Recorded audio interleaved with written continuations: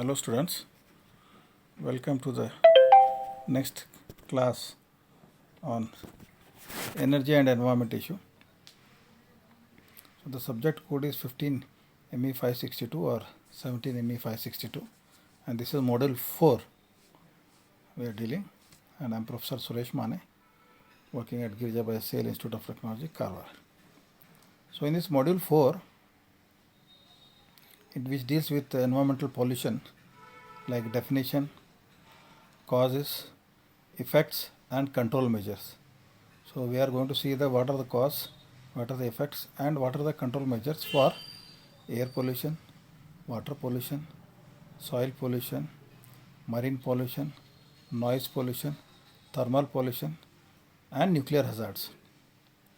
Then we will also look at solid waste management, disaster management and role of an individual in prevention of pollution, as well as some 4 case studies will look into the pollution like Bhopal gas tragedy, Chernobyl gas accident.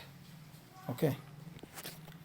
So what is pollution? When we speak of pollution, you will get all that dirty water, dirty air, smoke into your, you start visualizing that, all that things which are undesirable. So pollution is the impact of undesirable changes in our surroundings that affect plant, creatures and individuals. So basically it is the undesirable changes in the surroundings. Maybe it can be like emissions from water, emissions in air, okay, which affect plants, creatures and individuals. Pollution is the introduction of contaminants into a natural atmosphere that causes instability, disorder, harm or discomfort to the ecosystem. See, please understand, man is not the proprietor of planet Earth. Man is one of the species which is surviving on this planet Earth. There are so many birds, thousands of animals. Marine ecosystem is there. Then you have got a lot of microorganisms, bacteria, fungi, virus. Because of this, the entire world is running in proper harmony. But man, for his development, he is trying to bring in a lot of changes, and thus he is changing the surroundings also. Pollution can appear as a chemical substances or energies such as noise, heat and light. Pollution can be in the form of substance. Okay, like water, there is some substance in water, the water pollution, substance in air causes air pollution, or it can be in the form of energy also, where it is not a substance, like noise, there is no substance, heat, there is no substance, light, there is no substance, but there is a pollution. During the last few decades, we have contaminated our air, water and land, on which life itself depends, with a variety of waste products. We all use, I think the average person, I was told, around 0.6 kg of waste we generate per person per day in India. It is less than the global average, but still, because we have got around 138 crore population, it is a huge amount. Pollutants include solid, liquid and gaseous substances present in greater than natural abundance produced due to human activity. So this most of the pollutants, whether solid, liquid or gaseous, okay, they are produced by human activity, which have a detrimental effect on our environment, which have a damaging effect or detrimental effect on our environment. The nature and amount of pollutant determines the severity of detrimental effects on human health. The quantity and quality of the pollutants, that determines the severity of damage it causes on the human health. See, I am sorry to say, it is not only human health, sir. It affects animals also. It affects birds also. Please understand. We are not the only custodians of planet Earth. So, and we are all living in harmony. All this, and to for humans to survive, we require birds, we require animals, everything. So let us not think that it is only damaging human, it is also damaging other biotic beings, be it fungus, microbes, bacteria, marine life, okay, small creatures, birds, animals, all. Even a small concentration of pollutants in air becomes more significant in comparison to the similar levels present in the food. Pollutants that enter water have the ability to spread to distant places, especially in the marine ecosystem. So what happens? Water flows from one place to another place. If there is a pollution, suppose a Dandeli paper mill is releasing some pollutant, so it will come down even to Karwar also, because the water river flows and then joins the ocean. What are the types of pollution? There is air pollution, water pollution, soil pollution, marine pollution, thermal pollution, nuclear pollution, light pollution, sound pollution. We will see some of these pollutions. In this discussion, we will look at air pollution only. So, air pollution occurs due to the presence of undesirable solid or gaseous particles in the air in quantities that are harmful to human health and the environment. Air may get polluted by natural causes such as volcanoes, which release dust, ash, sulfur, and other gases. See, by natural causes also, like volcanoes, eruptions will happen. They also cause a lot of pollution, but they happen once in a way. But our pollution of by emission from industries and vehicle transport, that is the highest. It is happening on a day-to-day basis, day and night basis rather. So let us see the sources of air pollution.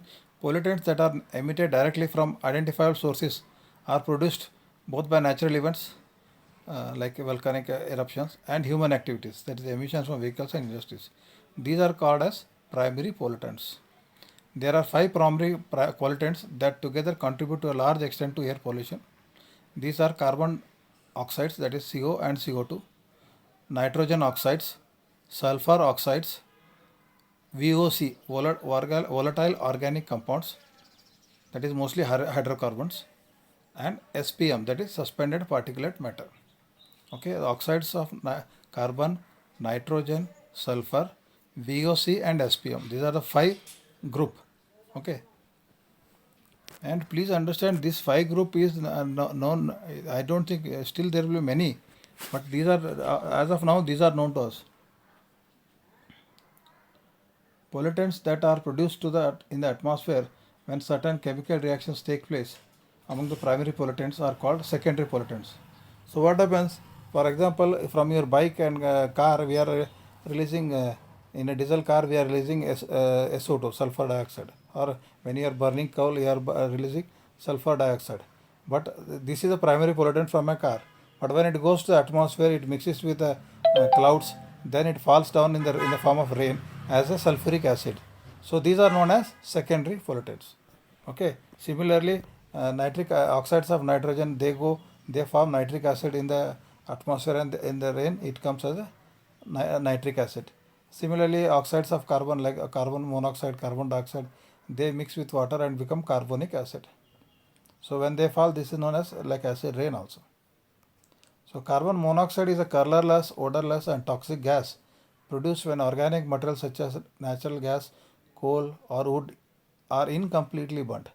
See, when carbon C burns with oxygen, it releases CO2 when there is a complete combustion. But if there is not complete combustion, then it will release in C plus O, it will become only CO. So this is the incomplete combustion, and thus carbon monoxide is formed. Okay. Vehicular exhaust are the single largest source of carbon monoxide. So vehicle exhaust means your bike, car, everything comes into this. Sulfur oxides are produced when sulfur containing fossil fuels are burned. I told you, so like diesel fuel as well as your coal contains a lot of sulfur. Nitrogen oxides are found in vehicular exhaust. Nitrogen oxides are significant as they are involved in the production of secondary pollutants such as ozone. See, oxides of nitrogen, please understand, they are formed when due to high temperature combustion in the engines. Okay, and then this nitrogen that reacts and forms ozone at the ground level, and at ground level ozone is a pollutant. Okay, and this becomes a secondary pollutant now. Now hydrocarbons. Hydrocarbons means your petrol, diesel, all these are hydrocarbons only. Hydrocarbons are a group of compounds consisting of carbon and hydrogen atoms. They either evaporate from fuel supplies or are remnants of fuel that do not burn completely. So what happens, especially when you put petrol in your tank or diesel in a tank, now there is some amount of escape due to evaporation. Okay, so this evaporation from your carburetor, from your engine or from your tank, na, that is known as evaporation of the hydrocarbons. Or it cannot burn. Sometimes what happens, 100% combustion may not, some part of the hydrocarbon may escape. Hydrocarbons are washed out of the air when it rains and run into surface water. They cause an oily film on the surface and react to form secondary pollutants.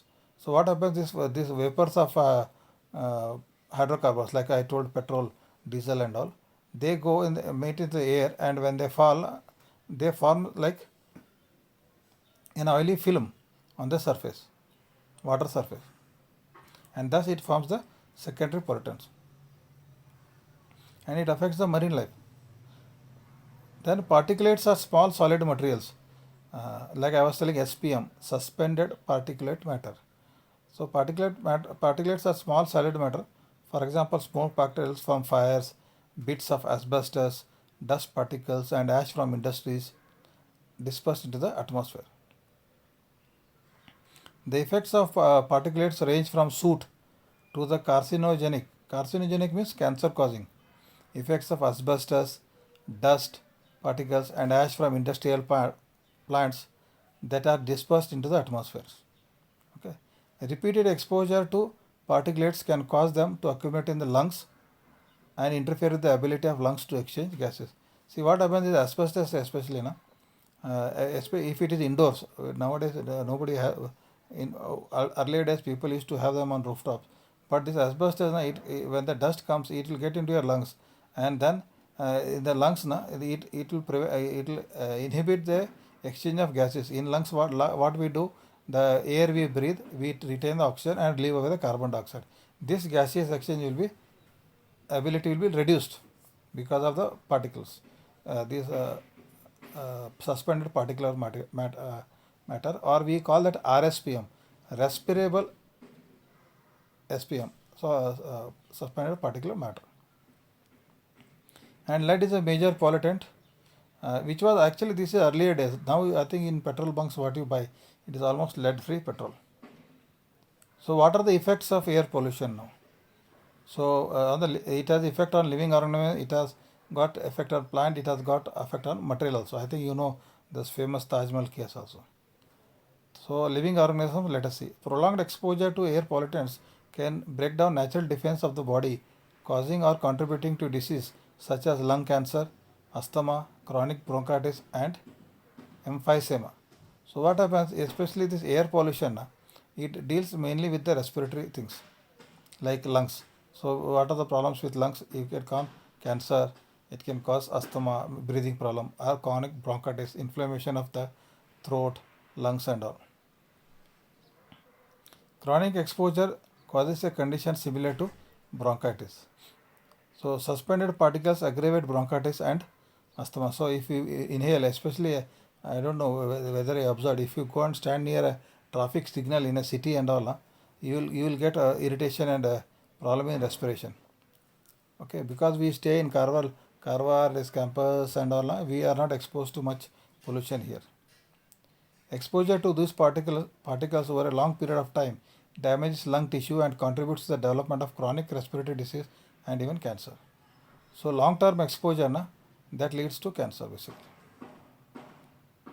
And what is the effect of air pollution on plants? When some gaseous pollutant enter leaf pores, they damage the leaves of the crops. So it is not only damaging humans, it is also damaging leaves of crops. Chronic exposure of to the leaves to the air pollutants can break down the waxy coating that prevents excessive water loss and leads to damage from diseases, pests, drought, and frost. So what happens if there is a chronic exposure, continuous exposure over a long period of time, then the coating on the leaves that gets damaged, and then this water which is there in the plant that will be lost to the atmosphere, and then it will invite disease, it will invite pest, drought, as well as frost. Now materials, you know very well, air pollutants break down the exterior paint of car and bikes, houses, everywhere.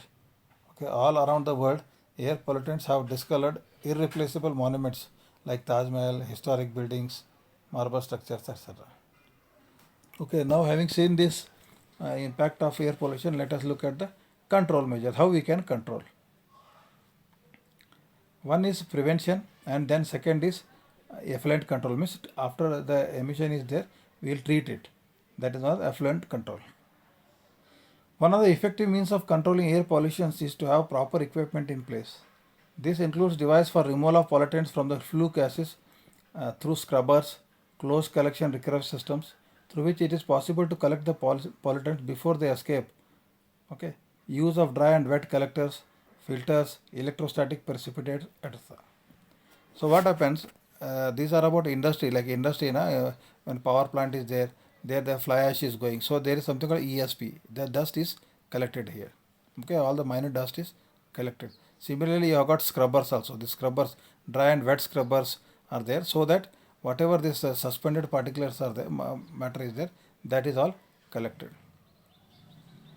Then providing a greater height to the stack means chimney, can help in facilitating the discharge of pollutants as far away from the ground as possible. So you have seen chimney, this they are very tall. Why? So that these pollutants don't harm the people who are staying in the close vicinity of the plant. Industries should be located in places so as to minimize the effects of pollution after considering the topography and the wind directions. Especially in cities, industries should not be located, they should be located out of the city. So this even now let me discuss about pollution from your bikes also. This was about industrial pollution. In our bikes also we have got something called exhaust gas recirculation technology, EGR technology. Okay, so we are trying to reduce the formation of NOx in our bikes. Okay, that is why you can see exhaust tech. You see there will be a catalytic converter also in your bike. If you go through your bike manual, you will find there is a catalytic converter also. So we have control measures not only in industries but also in our automobiles also. Okay, that is how we are able to meet now the emission norms, Euro norm 6, which are implemented in this country from April 1, 2020. So this was about air pollution. In our next discussion, we will see about